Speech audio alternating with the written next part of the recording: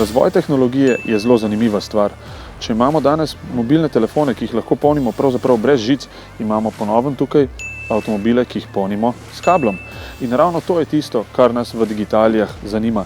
Tokrat pa si bomo pogledali nov električni BMW i3. Gremo pogledat.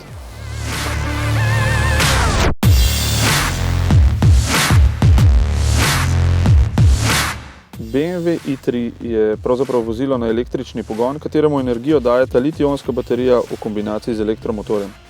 Avto razvije 170 konjskih moči, navora ima 250 Nm, kar mu omogoča tudi zelo dobre pospeške. Do 100 km mislim, da ima 7,2 sekundi.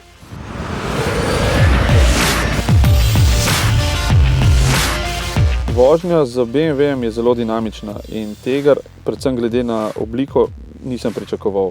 Avto ima zaradi pozicije baterije zelo nizko težišče in to se pri vožnji vsekakor pozna.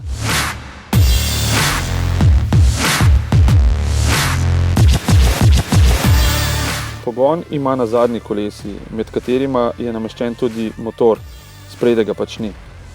Zaviranje je še ena posebnost tega avtomobila. Ko želimo zavirati, preprosto umaknemo nogo s pedala za plin in avto zavira sam. Na to se bo treba kar nekaj časa navaditi, zato ker temu preprosto ne zaupamo.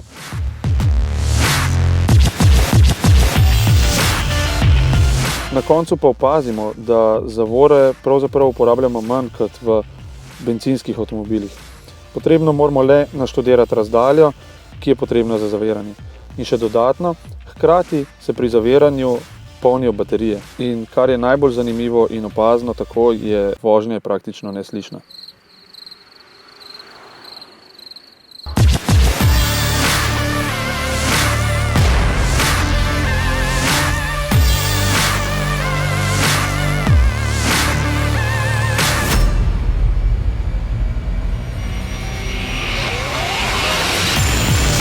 Za optimalen domet pravijo, da nekje do 160 km skrbi nizka poraba energije električnih komponent.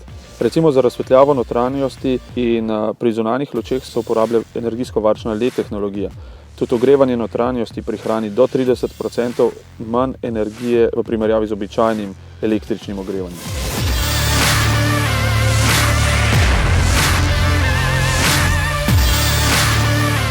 Za optimalen doseg so potrebni, dajmo reči, idealni pogoji.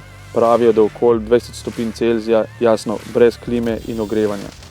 100 km vožnje nastane približno kot ena kava, hkrati pa v naravo ne spustimo nobenih emisij.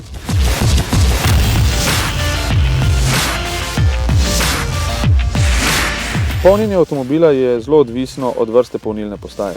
Tiste za hitro polnjenje napolnijo baterijo do 80% že v manj kot pol ure. AC postaja napolni avto v 4 urah, domača vtičnica pa zato potrebuje 6 do 8 ur. V avtomobilu je prostora za 4 ljudi in prtljago za krajše počitnice. Tudi vrata se ne odprejo povsem enako kot pri ostalih avtomobilih. Zadnjih vrat recimo ne moremo odpreti, brez da bi najprej odprli sprednja vrata. Potniška celica, po domače kabina, je iz kombinacije plastike in karbonskih vlaken, kar pomeni, da je izredno lahka in stabilna, hkrati pa še ščiti potnike v vozilu. Pri izdelavi notranjosti so uporabljeni naravni in reciklirani materiali. Recimo, 25 recikliranih plastenk pijače so uporabili pri sedežih in pri vratih. Preproge in streha so iz 100% recikliranih materialov. Vidno so reciklirana karbonska vlakna v strehi. Imamo tudi detajle iz evkaliptusa, iz oljk strojeno usnje, ročaji na vratih in armaturna plošča pa sta iz rastline kenaf.